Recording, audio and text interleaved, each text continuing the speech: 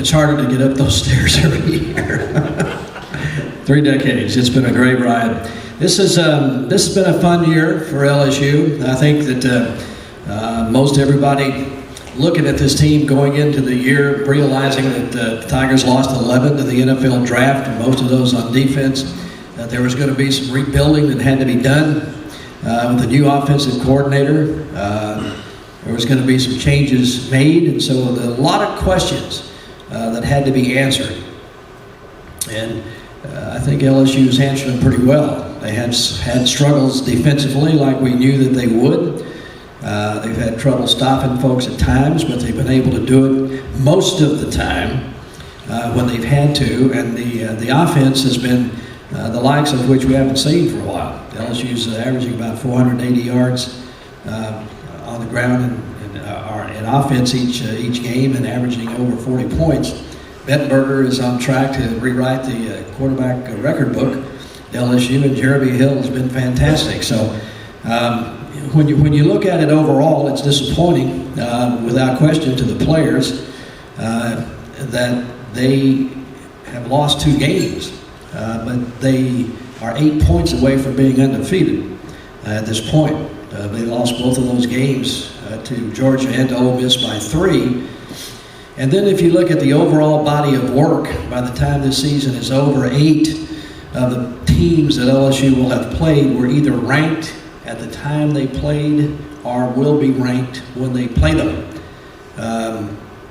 That's challenging to have a schedule like that. I think it's probably the toughest schedule in the SEC. I don't know of anybody else in the SEC that's going to have played 8 ranked teams. And of course, 2 of the 3 that are left are the top 10 ranked teams, and Alabama and Texas A&M. So it is very good to have an open date. LSU did finish homecoming last weekend on a happy note. Didn't start off well at all, but I think that's a little bit understandable when you've had the wind taken out of your sails with that heartbreaking loss in Ole Miss, and then to come in and to play, with all due respect, a team, Furman. They were about a 6-touchdown favorite, I think, and it just took them a little while to wake up and realize they got to play the game of football and quit thinking backwards and looking ahead.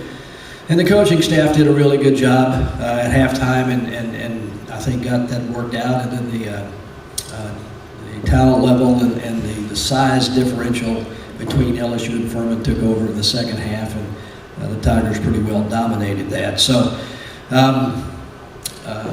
it's been a good year, and it's still a chance for LSU to still make it into the BCS talk, BCS competition.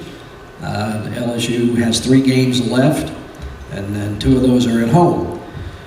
Texas A&M and Arkansas to finish up, and then of course in 2 weeks we'll go to Tuscaloosa and play Alabama.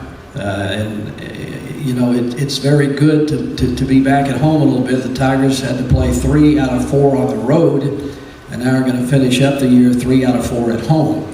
The only road game is at Alabama, which is the #1 team in the country. And one of the most unusual statistics about that series is that the visiting team normally wins.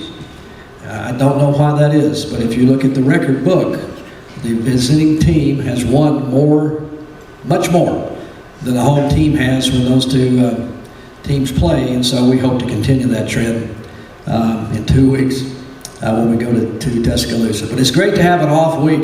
LSU's played 9 straight weeks, and that's a lot. I mean, playing a schedule like I just talked about against teams of that caliber, you get beat up, you get tired, you get leg weary, you get body weary, you get mind weary. And this is the longest that LSU has ever had to go without an open date since the hurricane year, when Katrina and Rita came roaring through, and LSU had to play 11 straight games without an open date. So now it's a strange situation in that they're going to play 1 game in 3 weeks. An open date, didn't play Alabama, didn't have an open date before they played Texas A&M. So Mettenberger has had a terrific year. Jeremy Hill has had a terrific year. The offense has really been phenomenal, and a lot of the young players on defense have made mistakes, but they have learned, and there has been times when they've played very well into their full potential, and hopefully with the remaining 3 games and a lot of things out there that still can turn out to be very positive for LSU after having a week to recover and rest and think about it. They'll be ready to go when we get to Tuscaloosa. That game is always, at least for the last few years, been one of the premier games, not only in the Southeastern Conference, but also in the country. Maybe this year, because LSU has already lost twice, and maybe a little bit of the luster off of it, but I expect the Tigers to give it their best effort, and when that happens, anything can happen. So, anybody have any questions?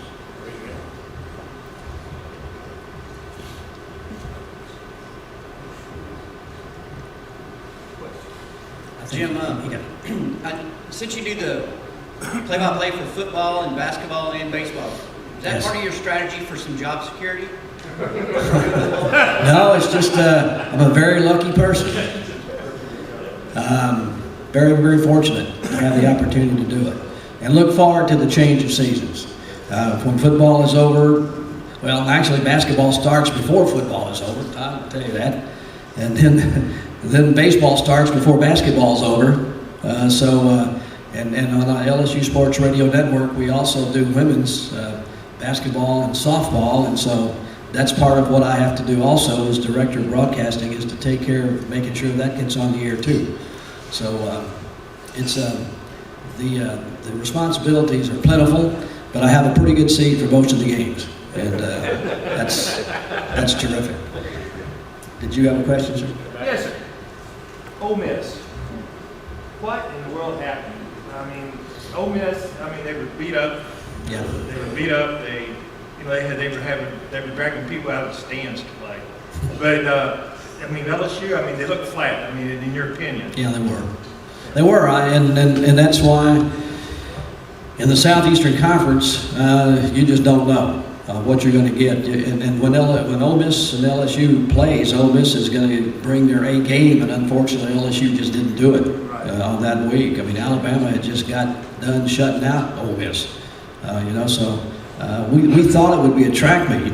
We knew that Ole Miss had a terrific offense, and LSU could score some points, but unfortunately the Tiger defense just had their hands full, and that's been a strange thing. It's 4 times that's happened to LSU in the last 2 years. Twice last year against Alabama and Clemson, and this year against Georgia and Ole Miss, and being unable to stop the opponent on the last drive of the game, and that's something that is very foreign to what the way LSU defenses have acted down through the years. So it's a surprise, but you gotta tip your cap to the other team, because they made the play, and LSU just didn't quite get it done.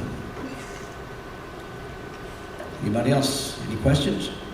What else? All right. Well, thank you very much. Always a pleasure to come down and talk, and look forward to being back down here next year. Thank you.